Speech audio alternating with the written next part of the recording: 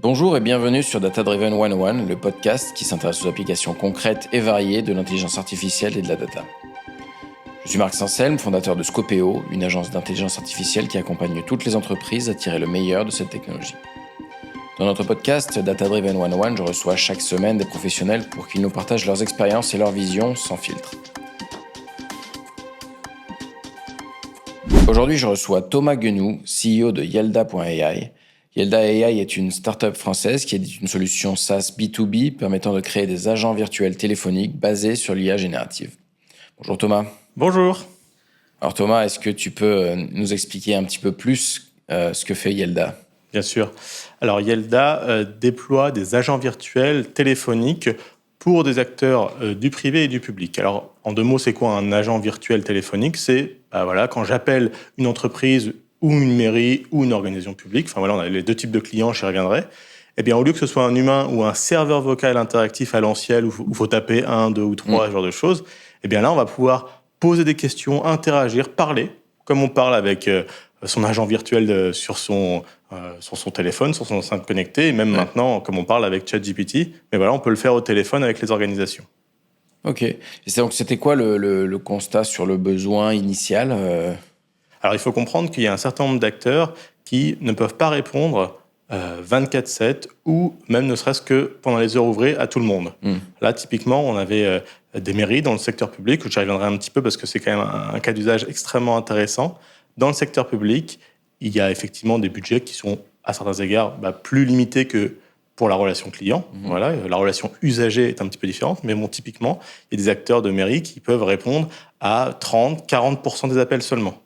C'est notablement faible. Voilà. Et en fait, ils n'ont pas forcément les budgets, les organisations, les moyens pour déployer des agents humains pour répondre à tous ces appels. Et en fait, ces appels, il faut aussi savoir que, contrairement à ce qu'on pourrait croire, les appels téléphoniques ne sont pas en baisse. Avec même l'explosion du numérique depuis 20 ans, on pourrait se dire le canal téléphonique devient moins bien, moins consulté, moins utilisé. Et c'est pas vrai. En réalité, ce qui s'est passé, c'est notamment post-Covid, les gens se sont moins déplacés et en fait, ils ont reporté des questions qui pouvaient se passer, on va dire, en real life. Ils l'ont reporté en passant des coups de fil. Et donc, finalement, ça reste un canal tout à fait primordial pour la relation client ou la relation usager. Ok. Alors, comment ça a démarré, cette aventure ?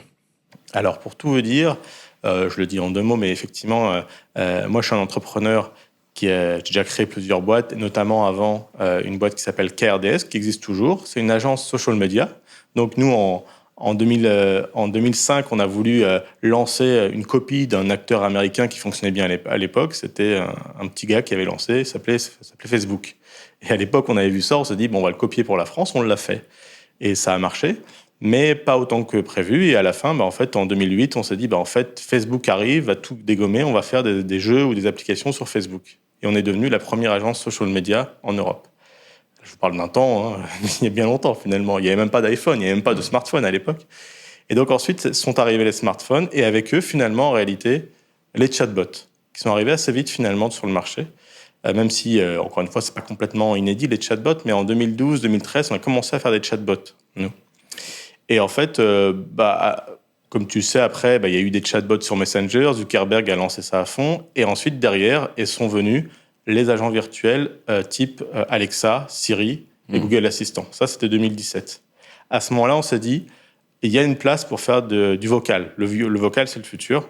Donc, on s'est mis à faire des voice bots, des applications vocales. Et en fait, c'est une application vocale de ce que pouvait être le chatbot, mais c'est quand même bien différent. On y reviendra. Le vocal, c'est quand même... Il y a des différences. Et en réalité, ça a très bien fonctionné, tout ce qui était voice bot. Tu te souviens sans doute, tu t'es peut-être équipé d'Alexa ou de Google Home à la maison. En fait, il s'est trouvé que tout ça a bien fonctionné, mais ça a finalement resté réduit sur des cas d'usage très précis. Ouais. Les minuteurs, la musique, et grosso modo. Et donc, on a vraiment fait des très belles choses. On a été les premiers à faire de l'achat 100% vocal avec la Fnac en 2018. On pouvait acheter un bouquin à la voix sur Google Home grâce à la Fnac. Mais ça n'a pas trouvé un public. Et en fait, par contre, en faisant ça, on a découvert qu'en fait, il y avait un cas d'usage business très important qui était la téléphonie. Et en fait, on a appliqué tout ce qu'on avait appris sur le voice bot, l'application vocale, à la téléphonie. C'est ce qu'on appelle des call bots. Voilà, et aujourd'hui, Yelda est un des leaders français du callbot. Une petite question en passant, qu'est-ce que vous utilisiez avant les modèles actuels, les Whisper et compagnie pour le langage, pour la compréhension de la voix? Qu'est-ce que vous utilisiez? Parce que tu nous donnes des dates où tout ça n'existait pas. Ouais, effectivement, en fait, au tout départ, il faut comprendre que quand on faisait de la voix, notamment sur Google, l'écosystème Google ou l'écosystème Amazon, ils venaient avec leur propre techno. C'est-à-dire qu'aujourd'hui, si tu faisais une sorte d'application vocale sur Google Assistant, qui s'appelle une Google Action, ou un skill Alexa, tu n'avais pas à développer la partie sonore. D'accord. Et donc, tu faisais principalement un chatbot orienté vocal. D'accord, ouais.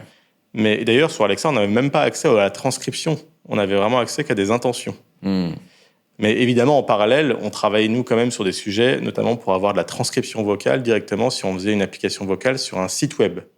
Parce que ce qui se déployait en même temps, c'était des chatbots vocaux. C'est-à-dire que sur les téléphones, si j'allais sur un site web mobile, je pouvais cliquer sur un micro et parler. Et dans ce cas-là, il me fallait une transcription.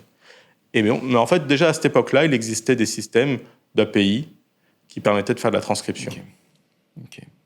Alors, revenons à aujourd'hui. Comment est-ce qu'on découpe le problème aujourd'hui de la résolution, la construction d'un callbot? C'est ça. Alors, en fait, il faut comprendre que c'est une pipeline d'IA relativement complexe avec beaucoup de briques. Et le savoir-faire qu'on a, nous, chez Yelda, c'est notre capacité à mettre tout ça en perspective, à faire marcher toutes ces briques ensemble, y compris avec des éléments qui peuvent être spécifiques aux clients. Je vais détailler. Mais donc, pour être vraiment très, très précis, un pipeline d'IA à la voix, c'est d'abord un streaming audio. On travaille avec de l'audio. Ensuite, il y a la transcription. Une fois qu'on a du texte, en fait, après, on va traiter le texte avec plein de technos, avec de la NLP, Natural Language Processing, avec de la détection d'intention ou d'identité, ce qui était la techno reine il y a quelques années. Aujourd'hui, mixé avec, évidemment, de la générative IA et de plusieurs manières. Et une fois qu'on a ça, on va générer une réponse qui doit être adaptée, effectivement, à ce que l'utilisateur vient de dire, mais aussi qui doit être adaptée aux API du client. Ce que je veux dire par là, c'est si, par exemple, il a fallu récupérer... par exemple, pour un hôtel, la liste des chambres disponibles, il a fallu la récupérer. Ensuite, on génère une réponse. Et à ce moment-là, une réponse écrite, il faut la vocaliser et la streamer et la faire passer dans le tuyau téléphonique. Et tout ça en 1 seconde. Donc, autant dire que tout ça en 1 seconde, en règle générale, c'est même pas possible. Il y a trop de choses.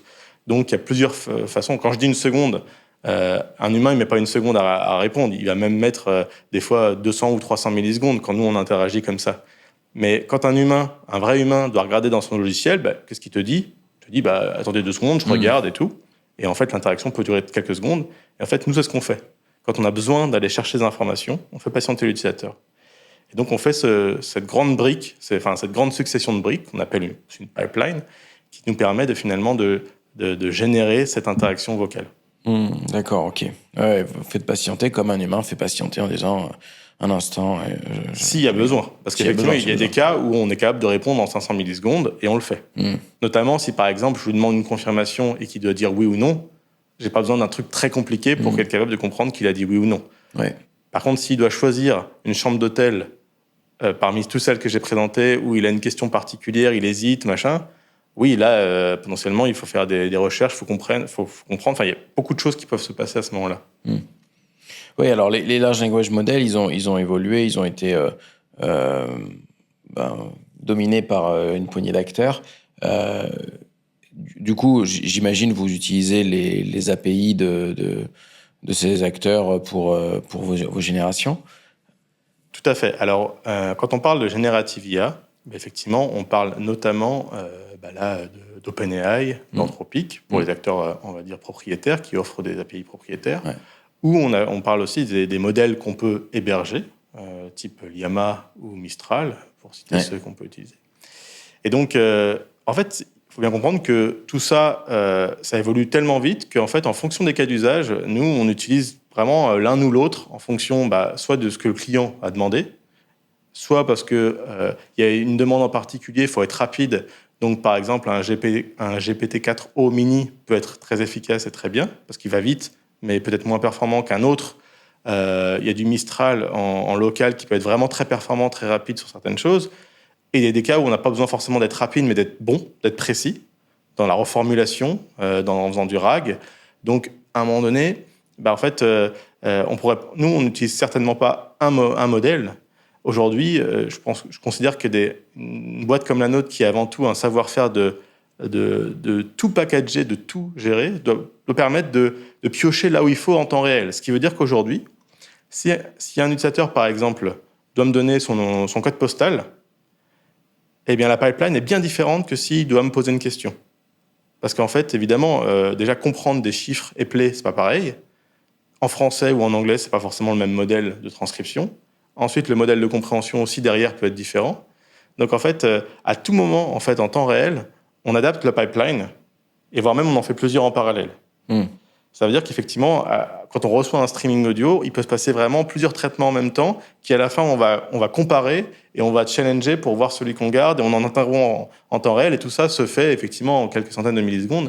Et ça, évidemment que nos clients n'ont pas cette connaissance, n'ont même pas vraiment d'intérêt pour ça.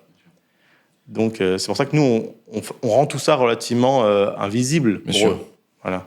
Je me posais un peu la question, parce que justement, on parlait de latence, et tu as un peu anticipé là-dessus. C'était, vu que vous faites appel à ces API, et potentiellement, ces acteurs ont des charges qui évoluent au fil de la journée, et parfois ils mettent moins d'une seconde à répondre, parfois ils mettent 10 secondes. Ouais. Ça dépend des modèles, bien sûr.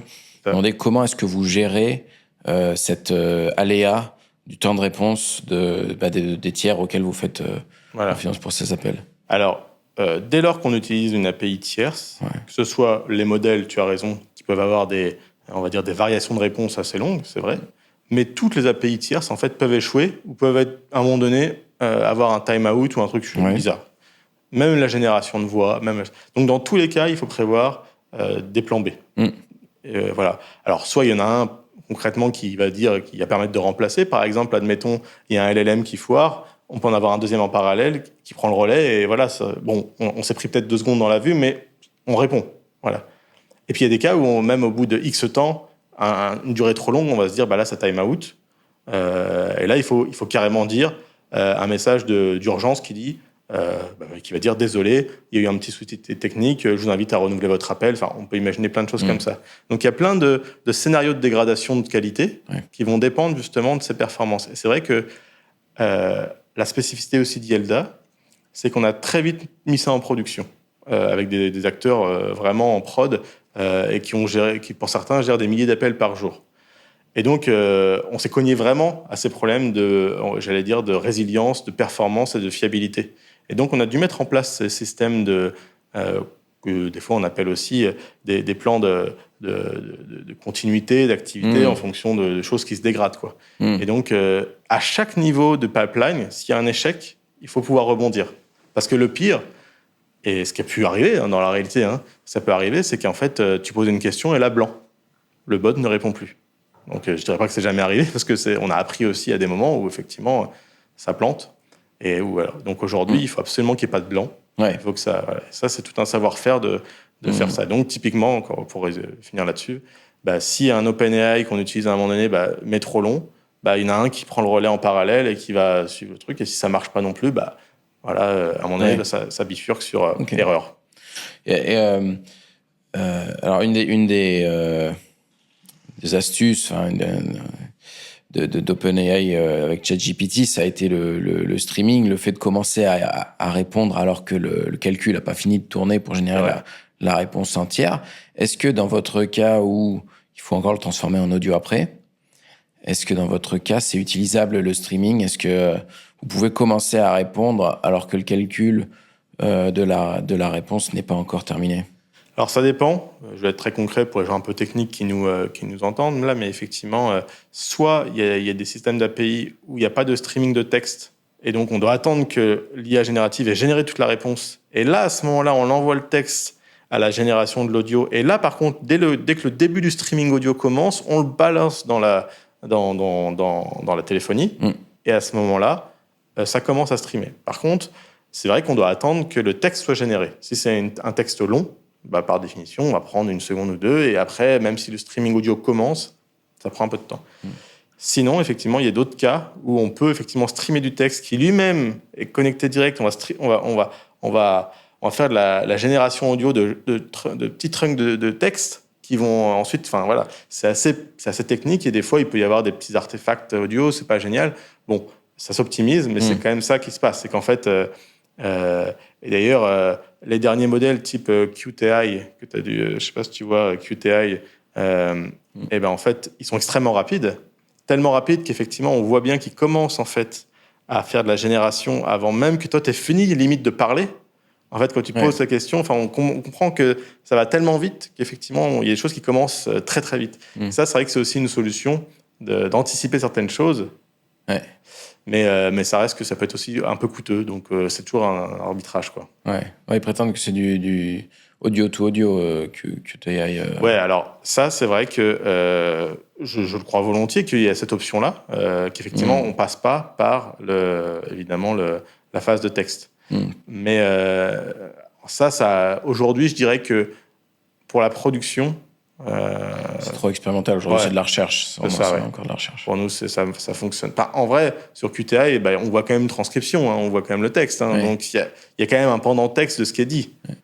Mais c'est vrai qu'aujourd'hui, dès lors qu'en plus, on doit s'interfacer avec des acteurs tiers, quand je dis tiers, c'est que par exemple, là, j'ai un cas d'usage extrêmement intéressant où on appelle un fournisseur d'électricité et au moment où je décroche, littéralement, le moment où le bot décroche, il a reconnu le numéro de téléphone, il s'est connecté à Salesforce, il a récupéré tout le contrat et il répond, il dit « Bonjour, ça va monsieur, j'ai vu que vous étiez en impayé, est-ce que vous vous appelez pour payer ?» Bon, je caricature, mais c'est ça. Ou alors, je vois que je vois votre contrat, je vous écoute. Et ça, en fait, pour intégrer cette interface de Salesforce, par exemple, avec les données clients en temps réel, il y a quand même du texte qui, à un moment donné, se met dans le prompt, forcément. Ouais, bien sûr. Aujourd'hui, je ne dirais pas qu'on ne saurait pas le faire un jour du pur audio to audio pour être vraiment sur une latence extrêmement faible, puisqu'effectivement, nous, humains, on ne transcrit pas dans notre tête le son qui sort de notre voix. Ouais. Encore que, des fois, on peut s'imaginer les mots, mais on fait de l'audio to audio, là, actuellement. Mais c'est vrai qu'aujourd'hui, moi, je pense qu'en réalité, ma perspective par rapport à ça, c'est que les performances de la transcription et du texte vont de toute façon devenir, à un moment donné, vraiment un no-brainer technique qui font que ce ne sera pas un problème de passer par du texte. Mais bon, on verra ce que nous donnent ces expérimentations d'audio to audio, mais ça, ce n'est pas encore quelque chose qu'on peut mettre en prod actuellement. Non, mais comme tu dis, c'est vrai que philosophiquement parlant, dans le fond, il y a un référentiel commun qui est le langage, qui soit perçu, qui soit codé avec du texte ou avec de l'audio. Il faut quand même arriver jusqu'au langage, quoi. On peut pas s'en passer, quoi. Ouais. Sur l'audio, la spécificité de l'audio, une question que je me posais, c'est quand est-ce que on décide d'arrêter d'écouter, parce que on est sur quelque chose de séquentiel. Tu parles, je parle, tu parles, je parle. Dans la vraie vie, en fait, on a tendance un petit peu à mélanger les deux. On s'écoute un peu. Si tu parles un peu plus fort, je vais peut-être arrêter de parler. Comment est-ce que tu choisis dans une application de VoiceBot à quel moment tu arrêtes d'écouter? C'est vraiment une bonne question qui montre que tu connais le sujet, bravo. Mais c'est vrai que c'est un sujet central et qui n'a pas une réponse définitive. Aujourd'hui, on a décidé, dans la plupart de nos agents virtuels, qu'on n'écoutait pas l'utilisateur lorsque le bot parlait. Donc, comme tu dis, séquentiel, c'est-à-dire qu'effectivement, c'est un jeu de ping-pong. Je parle, tu parles, je parle, tu parles. Mais on ne s'interrompt pas. Alors qu'on pourrait, techniquement. Enfin, évidemment qu'en soi, on entend ce que dit l'utilisateur tout le temps, mais on décide de l'ignorer pendant que le bot lui-même parle. Ouais. Pourquoi ? Parce qu'en fait, on a constaté des usages particuliers déjà. Les gens, ils ne s'empêchent pas de parler pendant que le bot parle. Et ça ne veut pas dire qu'ils s'adressent au bot. C'est-à-dire qu'ils comprennent que c'est en train de parler, et là, ils vont dire « Ah bah tiens, il parle à un copain ou à un ami à côté ». Et en fait, nous, si on commence à essayer de comprendre ce qu'il est en train de se dire, déjà, il faut essayer de capter qu'il est en train de parler à quelqu'un d'autre, qu'il n'y ait pas de confusion. Et en fait, c'est un usage qui est moins fait lorsque je suis en train de parler avec un humain. J'ai moins tendance à me permettre de parler avec quelqu'un d'autre, ou même de me parler à moi-même. Oh, encore un robot. Ah, bien sûr. Je ne vais pas dire ça à un humain. Et du coup, on s'est rendu compte qu'il y avait vraiment trop de bruit. Et donc, on a décidé de ne pas écouter, de ne pas considérer ce qui se disait pendant que le robot parlait. Ouais. Par contre, derrière, donc ça veut dire qu'on va ouvrir le micro, entre guillemets, à un moment donné. Donc, souvent, on va l'ouvrir genre quelques secondes avant la fin du streaming, parce qu'on sait que la personne va même anticiper des fois. Est-ce que vous confirmez que... Et là, la personne, elle va dire oui, tout de suite. Et elle va pas attendre que le bot ait fini de parler pour dire oui. Donc, il faut quand même essayer de le capter, ce oui, parce que si on le capte pas, derrière, c'est blanc. Et la personne ne comprend pas. Ouais. Et donc, l'autre sujet derrière, c'est l'utilisateur, lui, va se mettre à parler. Et à quel moment je considère qu'il a fini de parler? Ce qui était aussi un peu ta question. À quel moment on décide qu'un humain a terminé de parler?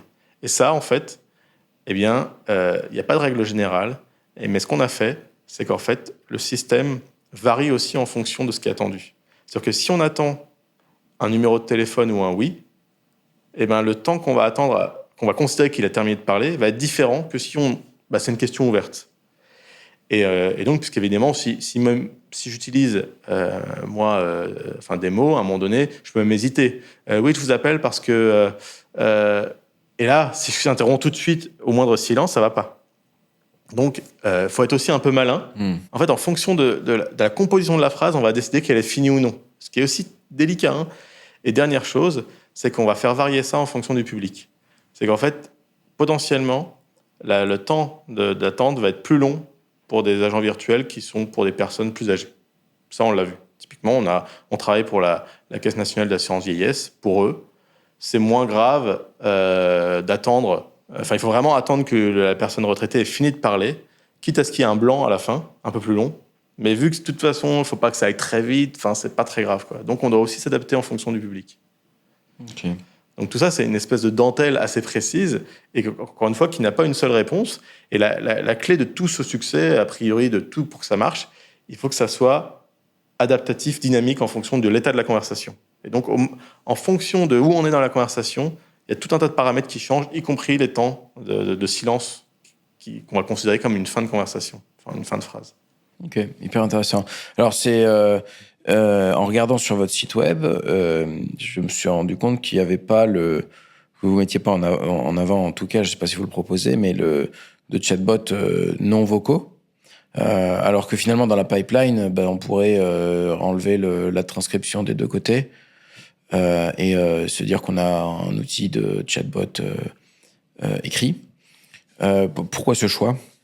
Alors, il y a deux éléments, un tech et un business. Alors, il faut d'abord savoir que nous faisons des chatbots, mais on ne le met pas en avant d'abord pour une raison business, c'est qu'aujourd'hui, clairement, le cas d'usage business de la téléphonie, il est beaucoup plus important, beaucoup plus gros. Le marché adressable est beaucoup plus gros que les chatbots. Ouais. Un chatbot, c'est important. Il y a un certain nombre de clients qui en ont chez nous, qui vont de pair avec le callbot, parce qu'en fait, il y a eu une intelligence artificielle qui a été entraînée, qui a été optimisée, et elle peut trouver, évidemment, un moteur commun entre les deux. Par contre, d'une part, je suis sur la partie business, le marché est moins gros, les budgets sont moins gros. Aujourd'hui, un agent humain qui répond au téléphone, ça coûte cher. Les budgets qu'on va mettre sur un callbot vont être plus gros que sur un chatbot. Voilà. Et c'est plus identifié comme vraiment indispensable. Il y a beaucoup d'organisations qui ne peuvent pas se passer d'un standard téléphonique, d'une réponse téléphonique.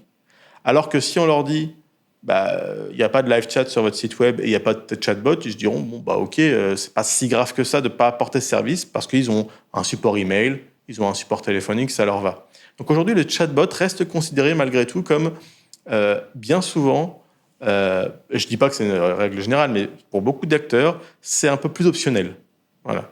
Alors, à tort, à certains égards. Moi, je pense qu'effectivement, le chatbot apporte beaucoup de réponses, beaucoup de solutions à certains cas d'usage, mais la réalité du business et la réalité de nos clients, avec qui on s'est beaucoup frotté depuis 10 ans sur les chatbots, en fait, ils valorisent moins ça. Ça, c'est le premier point, plutôt business. Et sur la partie tech, il faut quand même comprendre qu'un callbot, un voicebot, c'est fondamentalement différent d'un chatbot pour plusieurs raisons. La première étant, déjà, on ne peut pas empêcher une personne qui parle de dire n'importe quoi. Ça veut dire quoi ? Ça veut dire que sur un chatbot, si par exemple je demande un oui/non, je peux mettre 2 boutons oui/non et fermer le texte. Ouais. Et là, il va devoir taper oui ou non. Alors qu'à la voix, il peut dire n'importe quoi à n'importe quel moment. Même, au lieu de dire oui, il peut dire absolument. Il peut dire ah, ça me va bien, c'est cool. Alors, en fait, des fois, comprendre que c'est cool veut dire oui, c'est pas toujours évident, en fait. Ça, c'est un point vraiment important. Le micro est ouvert, ils peuvent dire n'importe quoi. Donc, nous, ce qu'on a dû construire, en fait, contrairement aux gens qui ont fait des chatbots, historiquement, ce qui a été aussi un peu notre cas il y a 12 ans, mais en fait, c'était beaucoup lié avec des arbres de conversation, un peu figés. Et en fait, ça ne tolérait pas les réponses hors cadre. Or, à la voix, by design, il faut que tu tolères ces réponses hors cadre. Sinon, ton système est vraiment broken, quoi. Ça va pas, quoi. C'est-à-dire qu'effectivement, si tu commences à dire quel est votre prénom, et là je dis pardon, vous pouvez répéter, bonjour, pouvez-vous répéter, ça n'a pas de sens. Voilà, il faut vraiment qu'on puisse comprendre les intentions à tout moment. Une fois qu'on a dit ça, effectivement, ça veut dire aussi que la partie téléphonique, vocale, elle est fondamentalement différente du chatbot parce que c'est du multi-turn conversation. Je peux changer d'avis à tout moment. Je peux poser des questions qui n'ont rien à voir. Voilà, si je suis en train de booker une chambre d'hôtel et que j'ai une question sur la piscine, il faut que ça marche. Voilà. Et donc, ça, nous, on a fait tout un système qui, dès l'essence même de Yelda, dès le départ, a été construit sur ce multi-turn conversation. Et deuxième point très important aussi, c'est que, par essence, la conversation téléphonique, notamment, est purement audio. Et donc, ça veut dire quoi? C'est qu'à l'audio, il n'y a pas d'image, il n'y a pas de lien, il y a juste de l'audio. Donc, on est obligé de décrire les choses, on est obligé d'expliquer les choses et de les présenter autrement qu'en disant voilà un schéma. Voilà. Alors que sur un chatbot, tu mets un schéma, souvent ça règle l'affaire, ou un lien. Cliquez ici pour valider, c'est terminé. Et donc, ça, c'est un point très important. Il n'y a pas d'image. Et dernier point aussi, c'est qu'à la voix, typiquement, je dois pouvoir être mis en relation avec un humain, transfert d'appel, tout simplement. Et à l'écrit, ce sera différent, puisque potentiellement, il n'y a pas forcément d'humain qui est prêt à prendre au live chat.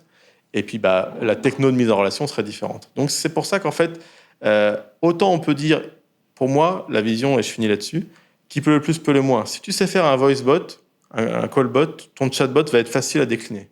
Mais l'inverse, c'est pas vrai. Voilà. Donc, c'est pour ça que nous, on fait souvent des call bots avec des déclinaisons de chatbot pour les clients qui en ont besoin. On a déjà pas mal parlé de technique, mais est-ce que tu peux nous décrire des grands verrous, grands obstacles qui ont été nécessaires de surmonter pour construire ces callbots et comment vous les avez surmontés? Ouais. Alors, évidemment, aujourd'hui, ce qu'on considère comme l'obstacle historique numéro 1 de Yelda, ça va être la compréhension du langage naturel. Il faut comprendre que quand on a commencé à faire des agents virtuels, évidemment, il y avait des cas que tu as connus aussi sans doute où tu dis, en tant que chatbot, tu vas dire « j'ai pas compris, désolé, j'ai pas compris ». Cette fameuse frustration. Et ça a été longtemps un sujet sur la façon dont on allait entraîner du Natural Language Processing, de la détection d'intention, pour s'assurer qu'il retombe bien sur ses pieds et qu'il y ait moins possible de « je n'ai pas compris ». Et ça a disparu avec la générative IA. Parce qu'aujourd'hui, la générative IA va jamais dire « j'ai pas compris », sauf si dans certains cas, tu le programmes, entre guillemets, tu le promptes pour qu'il ne le dise pas. Enfin, ils disent qu'il n'a pas compris, mais ça n'arrive pas dans les faits. Et donc ça a été vraiment un grand sujet sur la façon de gérer les incompréhensions. Et aujourd'hui, qu'on pourrait traduire sur, finalement, que faire si même dans la data, dans le knowledge base, dans la base de connaissances du bot, il n'y a pas l'information que l'utilisateur demande. La température de la piscine. Si elle n'existe pas, la température de la piscine de l'hôtel, qu'est-ce que je vais lui dire? Et encore, ça, c'est un cas simple parce que c'est même pas de la donnée vraiment dynamique. Mais si c'est par exemple, je pose une question sur, encore une fois, la chambre d'hôtel et que j'ai envie de savoir pourquoi c'est moins cher à telle date ou telle date, là, il faut faire des appels API, donc c'est plus délicat. Toujours est-il que ça, ce challenge-là de bien répondre, c'est que ça reste l'enjeu numéro 1 des agents virtuels. Mais tu vois, ce qui est un peu étonnant aussi en se confrontant au marché et à nos clients, c'est qu'on se rend compte qu'ils considèrent aujourd'hui que c'est quasiment gagné, ça. Et qu'avec l'avènement de ChatGPT, aujourd'hui, on se rend bien compte que les gens, ils sont même plus impressionnés par une techno qui est capable de répondre au téléphone comme un humain le ferait. Alors qu'en vrai, c'est quand même dinguissime ce qui se passe. Mais c'est un peu poker face, des fois, quand tu montres des démos incroyables. Et en fait, ils vont s'arrêter non pas sur la capacité du bot de répondre correctement, mais des fois, ils vont s'arrêter sur la voix, elle n'est pas assez naturelle. Ou finalement, est-ce que vous pouvez vous connecter à mon système de téléphonie en faisant ça et ça et ça? Comme si, effectivement, la capacité de répondre correctement était devenue, dans l'imaginaire commun, quelque chose de réglé. et que maintenant et que c'était pas vraiment ça le problème. Alors qu'en vrai, faut être quand même clair, moi dans mon intime conviction, ça reste ça l'enjeu numéro 1. Il faut quand même que un robot sache apporter la bonne réponse. Si la voix est un peu robotique, pour moi je trouve que c'est quand même un peu moins grave. Vaut mieux dire avec une voix robotique une réponse parfaite qu'une voix parfaitement humaine. Ah, je suis désolé, je ne sais pas. Voilà. Et pourtant aujourd'hui les clients, je vois bien qu'ils se disent que c'est vraiment important d'avoir une voix humaine. Et ça, du coup, on travaille notamment là-dessus. Et ça rejoint aussi, je rebondis sur ta question en disant quels sont les obstacles. Typiquement, aujourd'hui, des clients, peuvent vraiment s'attendre à ce qu'on ait une conversation qui ressemble à un humain. Vraiment.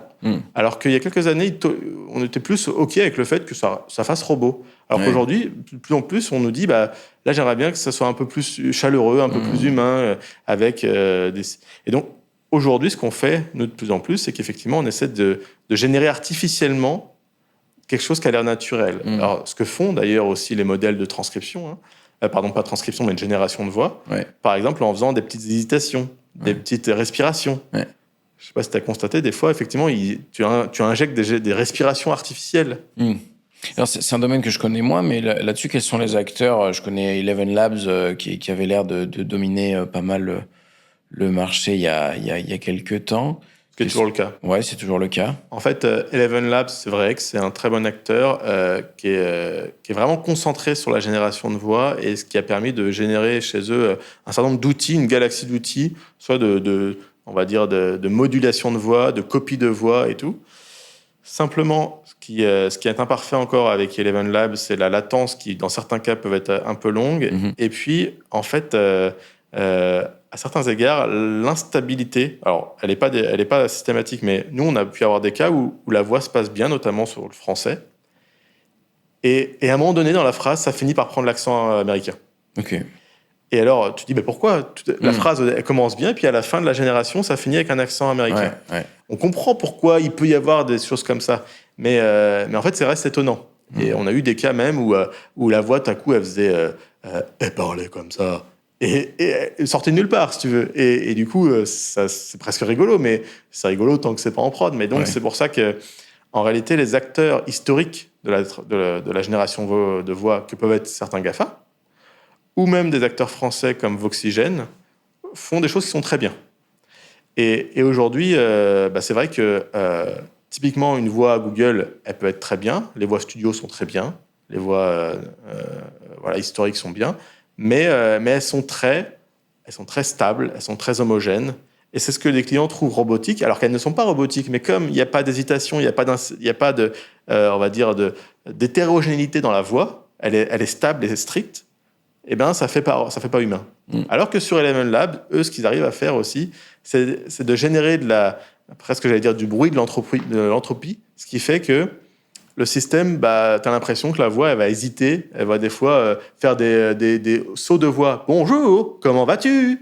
Et ça, c'est vrai que les acteurs historiques, certains comme Google, ne le font pas. Bon, aujourd'hui, nous, on essaie de mixer ça en fonction de ce que le client nous demande et aussi en fonction de la latence, parce qu'il y a des voix qui ont plus ou moins de latence. Donc, voilà. Ok. Alors, si on revient sur les actions demandées au téléphone par les clients, enfin les clients du client dans votre cas. Ça, ouais. Est-ce que tu peux nous faire un petit tour d'horizon de ce que l'IA fait bien et ce que l'IA fait pas encore bien? Alors, mais vous pourrez même prendre un pas de recul et se dire sur le marché, généralité, quel est l'état de la technologie, l'état de l'art. Eh bien, aujourd'hui, il est évident que, on va dire, toutes les questions qu'on pourrait appeler de niveau 1 ou niveau 0, qui sont les FAQ, c'est réglé. C'est-à-dire que si j'appelle l'hôtel pour dire, est-ce qu'il y a une piscine dans l'hôtel, pas de sujet. Il sait répondre ça, et voilà. Et si tu as bien prompté ou tu as bien entraîné aussi avec ton système, toutes les FAQ, on peut admettre se régler. Les horaires d'ouverture, là, typiquement dans les mairies, qui sont aussi des clients qu'on a beaucoup, on a de plus en plus de mairies, toutes les questions liées aux procédures, est-ce que je dois venir avec mon fils pour faire mon passeport, tout ça, c'est réglé. Voilà. Et donc ça se passe bien. Ensuite, les autres questions un peu plus complexes, c'est quand il va y avoir besoin de personnaliser la réponse en fonction du client, en fonction de son compte, en fonction de son historique. Par exemple, je vous appelle parce que je veux savoir où en est ma commande. Bon, là, il faut qu'on reconnaisse l'utilisateur, il faut qu'on se connecte au système pour savoir où en est la commande, et etc. Ça, aujourd'hui, on le fait très bien. Les bots le font très bien.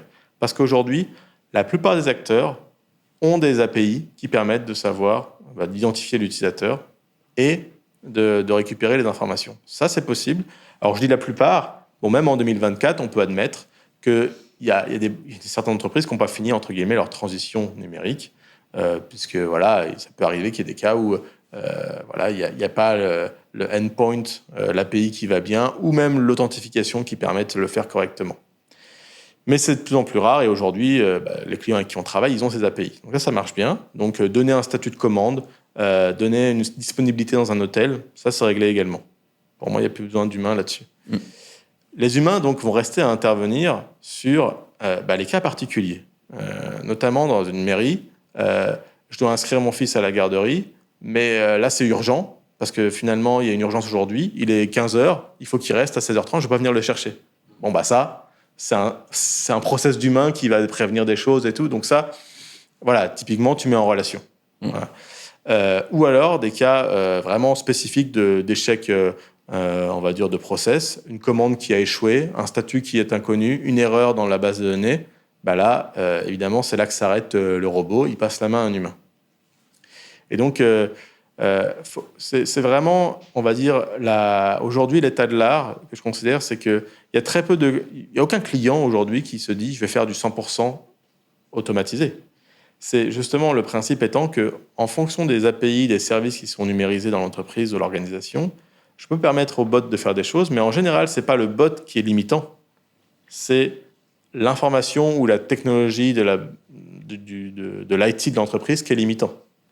Il n'y a pas un agenda partagé, il n'y a pas de visibilité sur le statut d'un passeport ou que sais-je. Enfin, toutes ces choses qui font qu'à un moment donné, c'est un humain qui doit lui-même aller demander un service, regarder sur son ordinateur un vieux logiciel qui n'a pas d'API. Ça, c'est encore des choses qui doivent être faites par un humain. Ouais. Mais aujourd'hui, je considère que la compréhension de la question, la compréhension du système, c'est terminé, on les comprend. Voilà.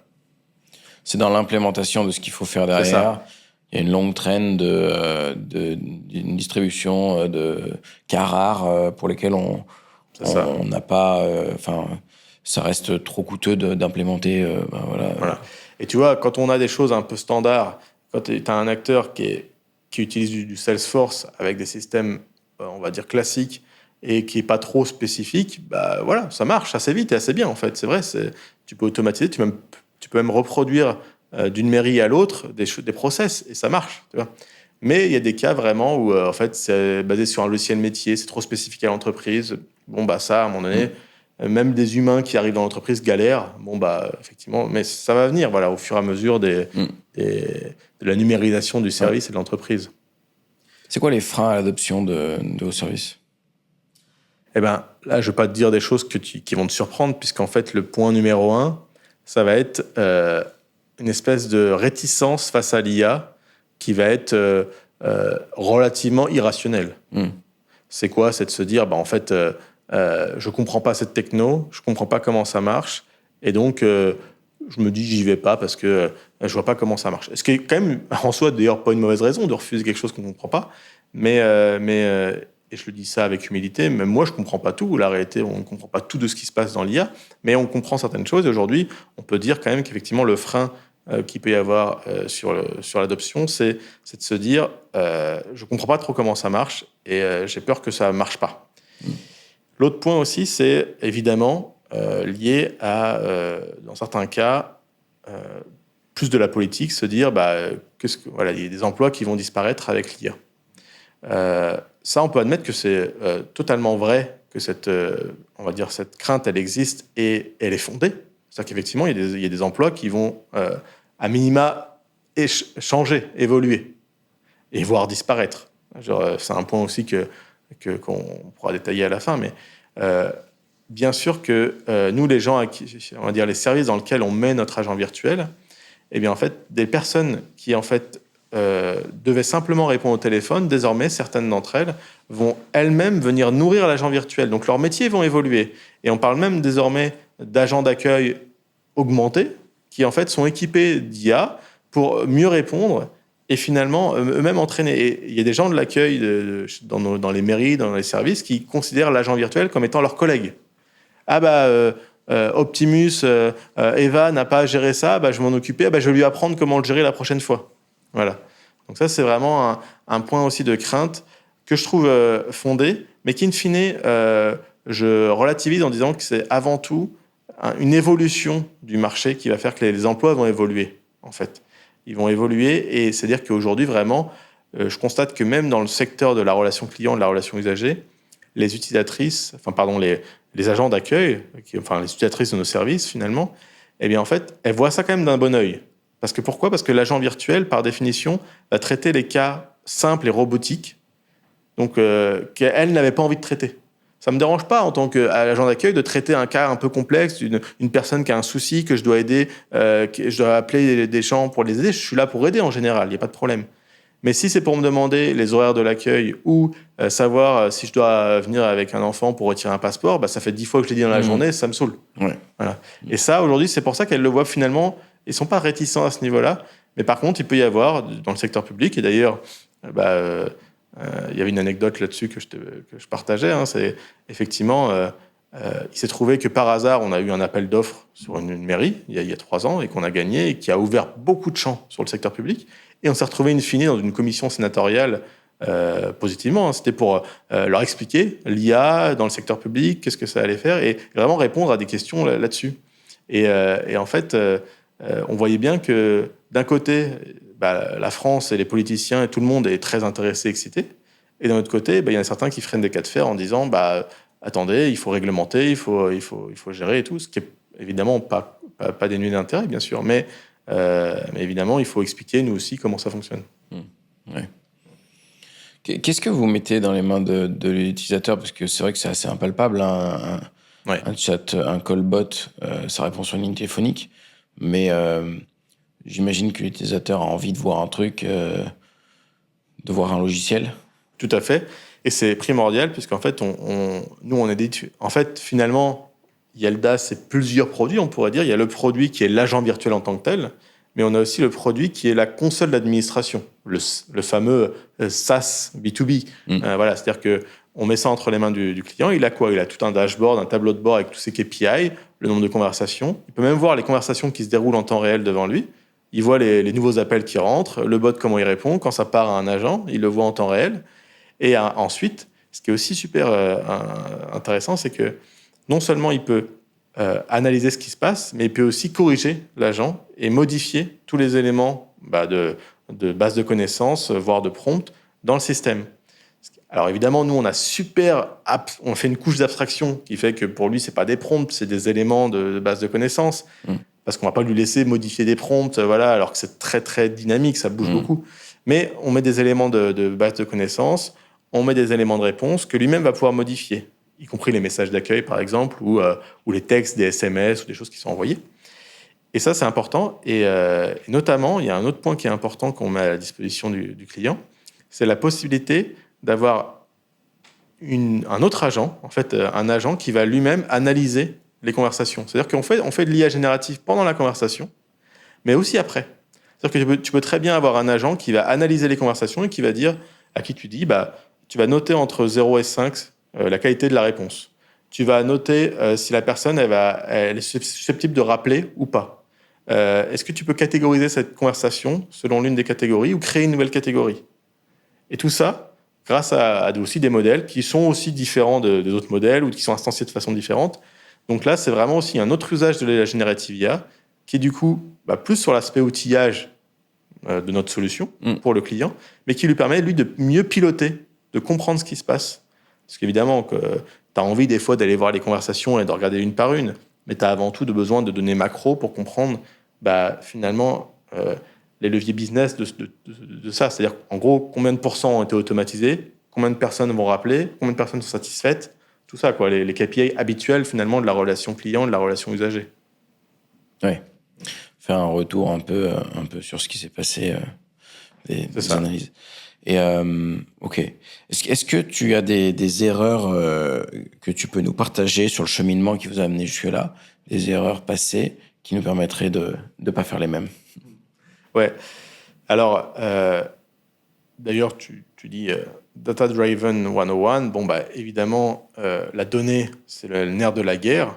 Et la donnée, pour nous, peut-être quelque chose qu'on n'a pas fait assez tôt, c'était d'avoir des métadonnées sur les conversations, sur justement mesurer ce qui se passe en temps réel, puis aussi après coup. Ce qui permet en fait d'améliorer le système et d'être vraiment clair sur, on va dire, le bénéfice business.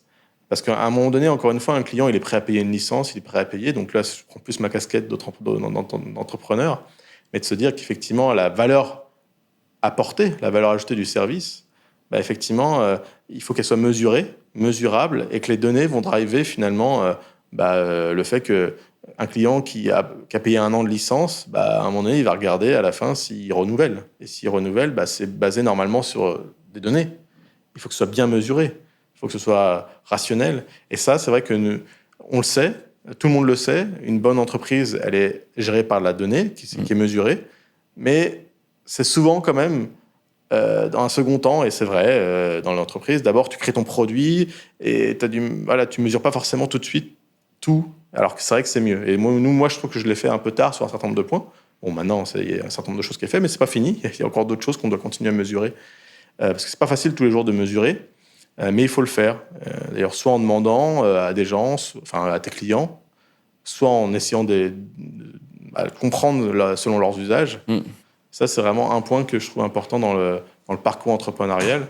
Et sinon, plus sur, on va dire, le produit en tant que tel, sur l'IA, effectivement, je dirais bien comprendre que les durées de contractualisation peuvent être longues. Enfin, les durées d'achat, nous, il peut se passer 12 à 18 mois entre le moment où on voit un prospect et le moment où on signe. Pourquoi ? Parce que on va fondamentalement changer des organisations sur quelque chose qui est souvent très stable. Ça fait 5 ou 10 ans que tu as ton SVI, ton serveur vocal interactif qui tourne. Tu as ton call center qui tourne sur des techniques qui sont relativement anciennes, si tu veux. Et d'ailleurs, c'est des choses que tu n'as pas vraiment envie de changer, de chambouler, parce que des fois, ça ne tient pas grand-chose, tu vois. Et là, si tu arrives en disant « je vais tout dégommer », voilà, Non. Et en fait, aujourd'hui, je me suis vraiment rendu compte qu'effectivement, il faut comprendre qu'est-ce que tu vas chambouler chez ton client, quand c'est le cas, et en fait, faire une conduite du changement, mais dès le départ, en fait, les rassurer là-dessus. Voilà comment ça va se passer. Et ça, c'est vrai que parfois, j'ai aussi sous-estimé ça, sur le fait qu'en fait, le client il y a même des cas où le client était convaincu, ça fonctionne, le bot fonctionne parfaitement, mais à la fin, ça n'a pas marché. Non pas parce que le bot ne marchait pas lui, mais parce qu'en fait, la procédure interne dans l'entreprise, dans l'organisation, ils n'étaient pas assez sensibilisés au fait qu'il fallait un agent virtuel. Donc finalement, c'est resté un POC, un proof of concept dans un coin, un prototype, qui n'a pas été mis en production parce que, en fait, il n'y avait pas assez d'adoption en interne. Et donc, je peux le négliger aussi quand on fait vraiment de l'innovation. En fait, faut embarquer des gens avec soi. Et ça suffit pas d'avoir même signé le contrat. Des fois, ça ne suffit pas. Ouais. On peut avoir signé. C'était juste un mec de l'innovation qui était super chaud et tout, mais après, lui-même, il faut lui donner des billes pour qu'en interne, il puisse évangéliser, être un ambassadeur, exactement. Et ça, sur les choses qu'on fait nous, en fait, on en a besoin. Ouais. Tiens, on n'a pas parlé de prix. C'est quoi votre business model ? Vous facturez comment ? Alors, bien souvent, ça va être à l'appel. C'est-à-dire qu'en fait, en fonction du nombre d'appels, typiquement, nous, on va commencer à 10 000 euros par an pour 20 000 appels, donc 50 centimes par appel, évidemment, qui peut être très dégressif en fonction de cas, mais voilà, c'est typiquement en fonction du nombre d'appels, parce qu'effectivement, alors même pas si tu veux, on va finalement, j'allais dire, faire en fonction de la durée d'appel en soi, parce qu'il y a des choses qui dépendent de la durée d'appel, mais nous, on va faire des moyennes et on va se dire, on ne fait même pas en fonction de la durée d'appel parce qu'on considère que ce n'est pas forcément nécessaire. Donc, c'est en fonction du nombre d'appels. Sachant qu'un humain, le coût pour un humain, c'est plutôt entre 2 et 4 euros, selon... C'est pas du tout pareil d'appeler Free, par exemple, pour changer ton RIB, que pour dire ta Freebox, elle marche pas, il y a un problème. Ouais, bien sûr. Et donc, l'appel qui gère ce problème-là, il va coûter plus cher que simplement changer ton RIB. Et nous, c'est pareil. Effectivement, en soi, ça va dépendre. Voilà, c'est pas du tout les mêmes choses. C'est vrai que typiquement faire du troubleshooting IT, c'est pas forcément toujours faisable de façon aussi poussée avec un callbot encore, mais ça vient. Est-ce que tu as une opinion à nous partager? Ouais. Du coup, c'est vrai que j'aimais bien l'idée de rappeler que on surestime souvent les changements à court terme et on sous-estime les changements à long terme. Donc, c'était Bill Gates qui disait ça.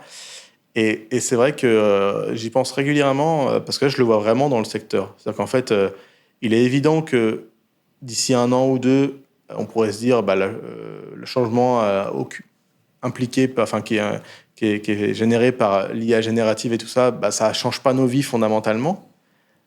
Mais en vrai, à 10 ans, je pense que vraiment, il va y avoir un changement fondamental de beaucoup d'industries liées à ça. Il y a tellement d'applications de tout ça, c'est que typiquement, nous, dans mon industrie, les call centers vont vraiment changer. C'est-à-dire qu'il peut y avoir il y a des pays dans le monde, en Asie du Sud-Est notamment, où il y a des armées de gens qui répondent au téléphone. Voilà, c'est des gens qui vont devoir changer on va dire, de façon de travailler, bien sûr. Et pas forcément dans 1 an ou 2, c'est ça. C'est qu'en fait, mais d'ici 10 ans, c'est évident. Tout comme les smartphones, en 1 an ou 2, ils n'avaient pas tout révolutionné, mais 10 ans plus tard, ils avaient vraiment changé tout. Et ça, je me dis vraiment que c'est quelque chose l'IA va impacter là. Même si en ce moment, on commence à dire, oui, l'IA générative, il y a 3 trucs, on pourrait se dire, ça n'a pas vraiment changé si vite que ça, mais oui, mais c'est pas surprenant. Ça va venir, et ça va vraiment, on va connaître de notre vivant quelque chose vraiment étonnant, que pour la première fois, potentiellement, on va avoir l'impression qu'il y a quelque chose qui va être plus intelligent que nous. Et ça va faire bizarre à l'humain. Alors, quel invité est-ce que tu aimerais entendre dans un prochain épisode de Data Driven 101? Alors oui, j'avais pensé, il y a les pointures habituelles de l'IA, pourquoi pas, c'est toujours intéressant, notamment j'aime bien Luc Julia, c'est toujours intéressant son historique, une des personnes qui a participé notamment à Siri. Mais je voulais aussi te soumettre, par exemple, peut-être un peu moins technique, mais étant basé à Station F, donc un endroit que j'aime bien vraiment et que je trouve sur le temps long continue à fonctionner.